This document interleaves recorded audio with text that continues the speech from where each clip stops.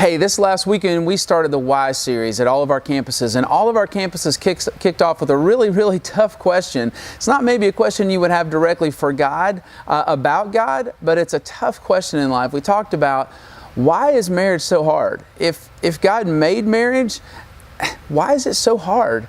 And we came to Galatians chapter 5, and I just want to read this whole passage to you real quick. Galatians chapter 5, starting verse 13, he says, "You, my brothers and sisters, were called to be free, but do not use your freedom to indulge the flesh."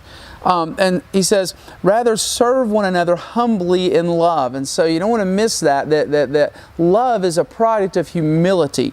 And then he says, for the entire law is fulfilled in this one command, love your neighbor as yourself. So a believer who's asking, what does God want me to do? It's simple.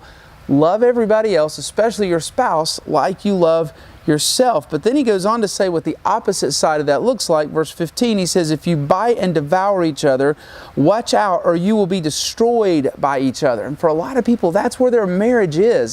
They're just destroying one another because they're not walking in humility.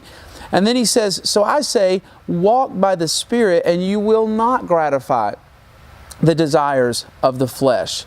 So that's the key, walking by the Spirit. For the flesh desires what's contrary to the Spirit, and the Spirit what's contrary to the flesh. And so Paul talks about that one of those things is going to win. We tend to think that, overall I'm a pretty spiritual person, but, sometimes I'm a little selfish. But he says, no, one of those things is winning. So if you're relating out of selfishness and a lack of humility to somebody else, and you're not walking in the Spirit, is what Paul says. And so really what you see from this passage is the reason that marriage is so hard sometimes is because you've got two sinners coming together trying to learn how to live beyond and overcome the desires of their flesh. And that's tough. That's tough to do.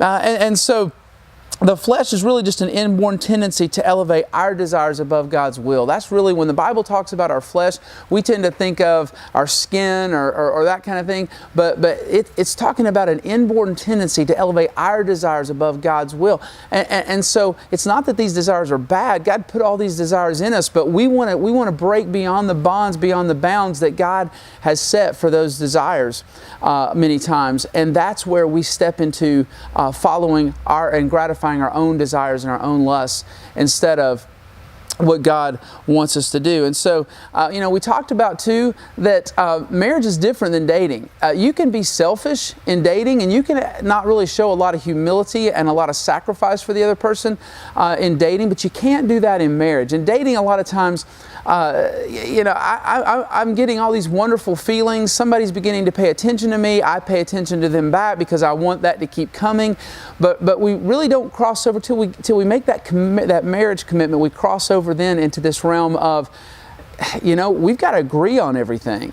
Like, if I have different choices of food than you do, I like other foods than you do, I can eat them when you're not around, when we're dating. But when we're married, we got to decide what's for dinner every night. We got to agree on how we're going to raise our kids, and we got to agree on how we're going to celebrate Christmas. And even though we've had separate traditions, and all of a sudden the stakes are higher. All of a sudden, what we decide we're locked into for life, and so everything becomes more and more intense in that marriage relationship, and that's where showing that humility, that's where relating to one another in that sacrifice and that sacrificial spirit is so important.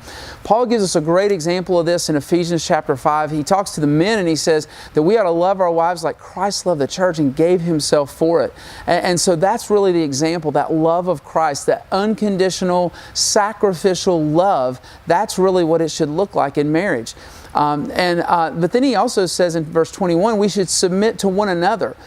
Both of us in a marriage should be saying, I'm not all about gratifying my desires. I'm going to put your desires ahead of my desires. That should be our approach.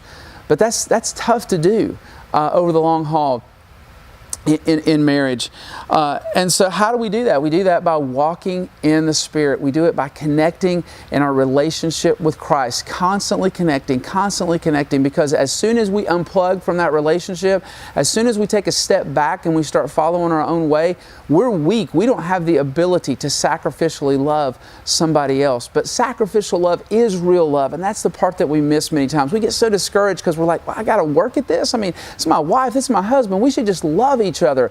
And we don't understand why it's so tough, but we're constantly making that transition from a selfish dating kind of love to a sacrificial, committed love. And that sacrificial, committed love is really what real love is. And so although marriage can be harder a lot of times than dating, it's more rewarding because it is your greatest opportunity to experience real love. And so it's by walking in the Spirit, it's by constantly immersing yourself in your relationship with Christ. And one of the things that we said is maybe, just maybe, you ought to spend more time, instead of fixing your spouse to try to meet your needs, you should spend more time fixing your relationship with God.